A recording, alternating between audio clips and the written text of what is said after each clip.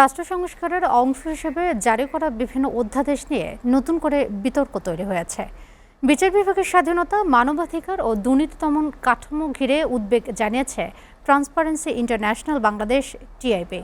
দুপুরে রাজধানীর ধানমন্ডিতে এক সংবাদ সম্মেলনে টিআইবি এর নির্বাহী পরিচালক ইফতেখারুজ্জামান এই উদ্বেগ প্রকাশ করেছেন। এ সময় তিনি বলেন, আইনের রূপান্তরের প্রক্রিয়ায় অনেক অধ্যাদেশকে উদ্দেশ্যমূলকভাবে দুর্বল করা হয়েছে।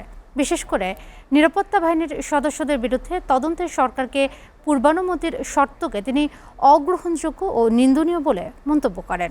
বিস্তারিত আরাফাত হোসেনের প্রতিবেদনে।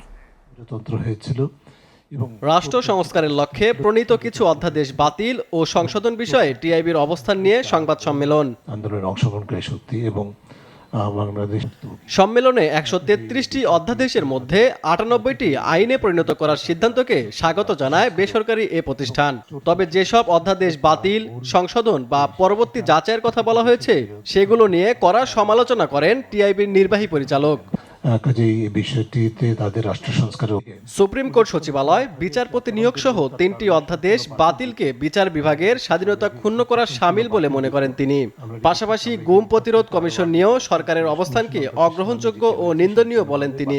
সরকার বিচার বিভাগের স্বাধীনতা সংক্রান্ত 3টি অধ্যাদেশকে রহিত করার মাধ্যমে বিচার বিভাগের স্বাধীনতা বিষয়টি একেবারেই বাতিলের খাতায় ফেলে দেওয়ার মতো ঝুঁকি সৃষ্টি করেছে, যে আমাদের সকলের জন্য উদ্বেগজনক। এ সময় পুলিশ কমিশন অধ্যাদেশ বাতিলের দাবি জানায় সংস্থাটি। তাদের মতে এটি সকল রাজনৈতিক দলের অবস্থান এবং জুলাই সনদের সাথে সাংঘর্ষিক। পুলিশ কমিশন অধ্যাদেশ যা চরম দুর্বলতার কারণে সম্পূর্ণ বাতিলযোগ্য।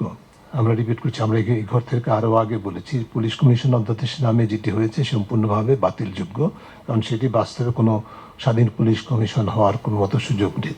টিআইবি মনে করে এ ধরনের সিদ্ধান্ত আত্মঘাতী এবং পেছনের দিকে ফিরে যাওয়ার ইঙ্গিত বহন করে। সরকার মোটা দাগে বিচার বিভাগের স্বাধীনতা, মানবাধিকার, দুর্নীতি দমন, গুম প্রতিরোধ সংক্রান্ত গুরুত্বপূর্ণ বিষয়গুলোর দিকে ক্ষেত্রে পিছু হটার ইঙ্গিত দিচ্ছে। টিআইবির মতে ৫ই আগস্ট পরবর্তী সময়ে যে সম্ভাবনার দ্বার উন্মোচিত হয়েছিল তা এখন উদ্বেগের রূপ নিচ্ছে। পার্লামেন্ট হলো, সেখানে অধ্যাদেশ। Arafat Hossain, SA TV, Dhaka.